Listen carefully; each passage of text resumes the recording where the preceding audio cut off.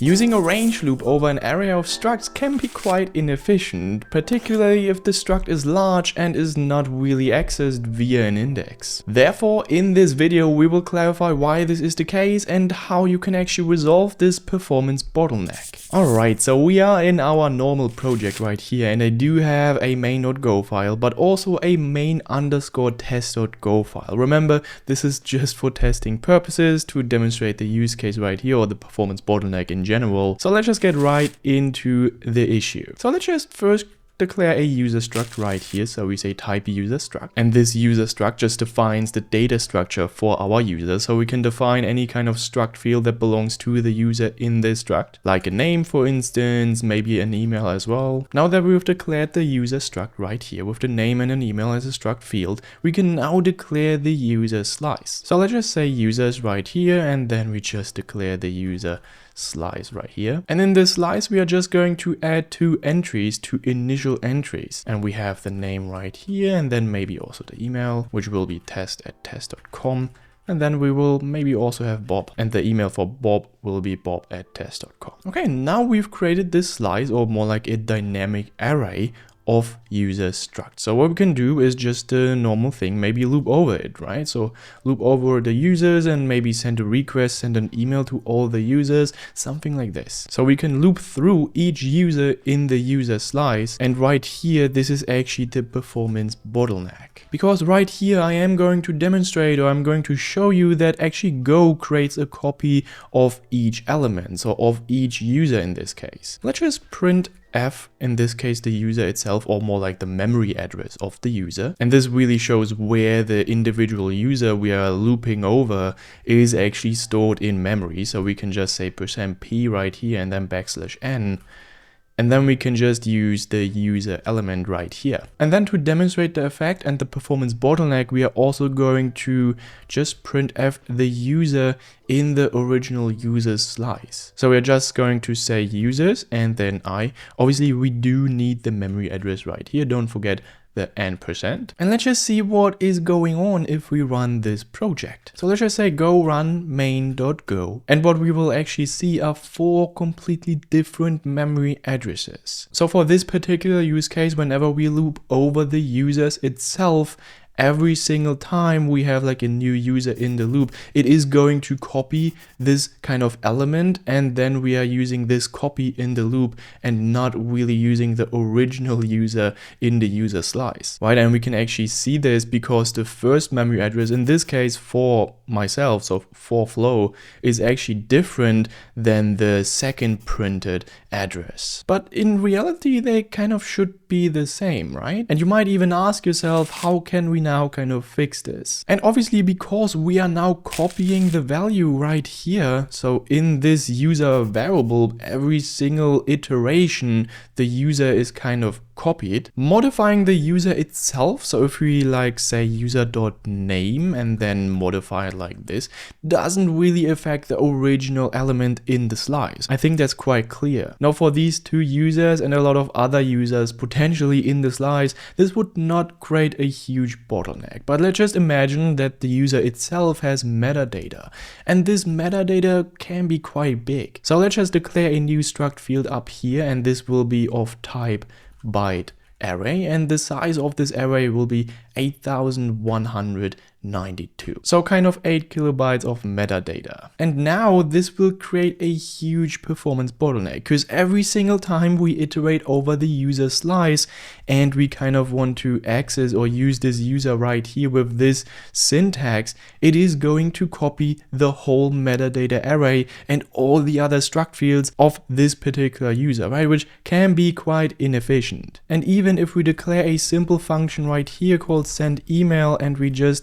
want the pointer to the user data basically, and then maybe call it right here. So now even if we pass in this memory address or the pointer to the value right here, it just still copied the element from the slice due to the range loop, and this is the potential performance bottleneck. So the pointer actually points to the copy and not the original element. And the performance problem is, like I said before, for each loop iteration, Go just copies the entire user struct, including the 8 kilobytes of metadata. And like with 10,000 users, that's maybe 80 megabytes of copying. So this just wastes CPU time and memory bandwidth, and for hot paths this would actually matter a lot. Now there's also a different way of doing this or getting rid of this bottleneck, because we could also just use a slice of user pointers. Now this would mean we would not copy large structs, because now each iteration only copies a pointer instead of the entire struct. But this code then might be harder to reason about, because we could mutate the struct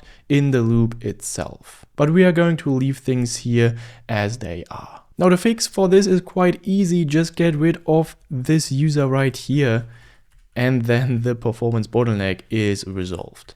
Right? Just use the index kind of way of accessing the user in a slice. In this particular case, we are just accessing a specific user in the original user slice, and we are not copying anything. We are just accessing the memory address of the user in the slice. Now to prove it to you that I don't like talk bullshit or something like this, let's just go to the main test.go file and let's just benchmark these two operations. Like in the user struct, let's just create a data struct right here, and then we have data, and then let's just use a really huge array size. So we could, for instance, use this size right here. So here we are choosing a really large array size intentionally, because obviously we want to demonstrate the performance difference between copying and direct access. Then what we're going to do is we're going to declare a new benchmark function. So we're going to say benchmark range with copy, and then we're going to use b and then pointer testing.b. And here we are going to just demonstrate the inefficient way to iterate over a slice. So let's just create quickly a item slice right here through the make function. The type of this slice is going to be data, obviously, and the size will be 1000. So here we are just creating a slice with 1000 data elements. Then after that, we are going to quickly reset the timer right here to really exclude setup time from the benchmark, right? So this just runs the benchmark loop, and the b.Loop functionality or method is just only available in Go 1.24. But if you're below that, we can just say, for instance, this right here. So this would be a perfect alternative. I is less than b.n and then I++, or we could even say 4 and then range b.n. These three things are more or less kind of the same, but obviously we are going to use the modern version right here. And then what we can do is just use v and then range items right here. So we are looping or ranging over the items, and then we just do nothing with the value. Now again, this loop just copies each data element into v for each iteration, and the underscore in this case just means we are ignoring the index. V just receives a copy here of each element, which is really expensive because the data is quite large, which just means that we will copy a lot of information and data for each iteration. Now this underscore is equal to v pretty much just means that we do nothing with v just to show the copying cost. And here we are kind of saying to the compiler that we know that we've declared this variable, but we are intentionally not using it. All right, quite cool. Let's just do the same thing with the direct access. So we just say benchmark direct access. And here we are going to demonstrate the efficient way to iterate over a kind of cost performance slice. And instead of copying elements, we just use the index to access these elements directly. And this just avoids the expensive copy operation in general and is pretty much just faster. So let's just copy this logic right here. Same thing, we are just going to create a new slice with 1000 data elements. We are going to reset the timer right here to just exclude the setup time. Then we run the benchmark loop, and instead of using v, we are going to remove this and say I, and then we say underscore items at I. Right here, this loop just uses the index I to access the elements directly, and this is much more efficient for large structs. And again, this underscore equals to items at I. Here we really access elements directly without copying, maintaining better memory, locality, and cache efficiency. And if we're now going to run this benchmark through go test and then -bench and bench mem, what we will actually see is that the benchmark direct access function is a lot faster than range with copy. And I think this kind of proves that you should basically use the direct access functionality or kind of way to access an element in a slice when you really have a huge struct and a lot of data to process. Now, what can we learn from that? I think it's quite simple.